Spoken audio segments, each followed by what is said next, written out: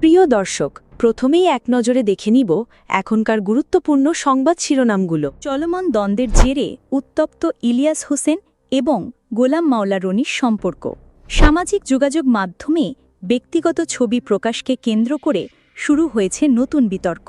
পেশাদার জীবনের সাফল্য সত্ত্বেও কেন এমন ব্যক্তিগত আক্রমণে জড়ালেন রনি? দর্শক, এতক্ষণ শিরোনামগুলো দেখছিলেন। পুরো সময় জুড়ে আপনাদের সাথে থাকব আমি নবনীতা শৈলী।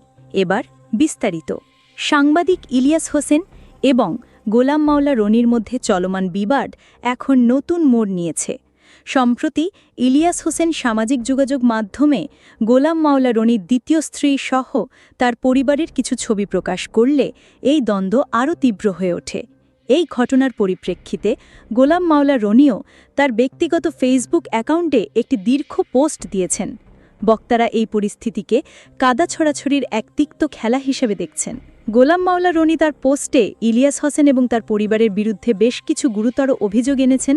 যদিও এসব অভিযোগের সত্যতা নিয়ে বিতর্ক রয়েছে, তবুও রনির পোস্টটি সামাজিক যোগাযোগ মাধ্যমে ব্যাপক আলোচনার জন্ম দিয়েছে।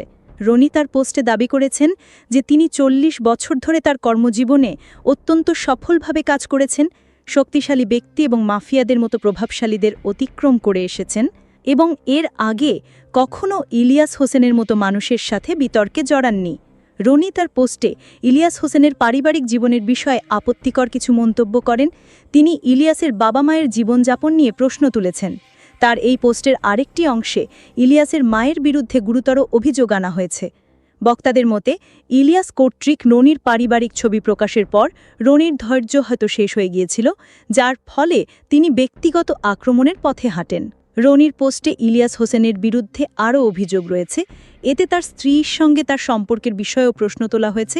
পাশাপাশি ইলিয়াস হোসেনের একাধিক ব্যক্তিগত সম্পর্কের কথা উল্লেখ করে বলা হয়েছে যে এই ধরনের কার্যকলাপের জন্য তাকে মারধরও করা হয়েছিল। এসব অভিযোগের প্রতিক্রিয়ায় বক্তারা বলছেন, ইলিয়াস হোসেন একজন ভালো সাংবাদিক, কিন্তু যাদের তিনি অপছন্দ করেন তাদের আক্রমণ করতে প্রায়শই আপত্তিকর ভাষা ব্যবহার করেন।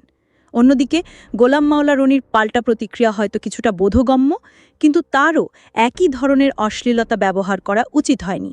বক্তারা মনে করেন, আপত্তিকর ভাষার জবাবে একই ধরনের ভাষা ব্যবহার করা কোনোভাবেই সঠিক সমাধান নয়। উভয় পক্ষের এই ধরনের ব্যক্তিগত আক্রমণের কারণে পেশাদারিত্ব এবং পারস্পরিক শ্রদ্ধাবোধ গুরুতরভাবে ক্ষতিগ্রস্ত হচ্ছে বলে বিশেষজ্ঞরা মনে করছেন। প্রিয় দর্শক, এই ছিল এখনকার বাংলা 24 চ্যানেলের সর্বশেষ নিউজ।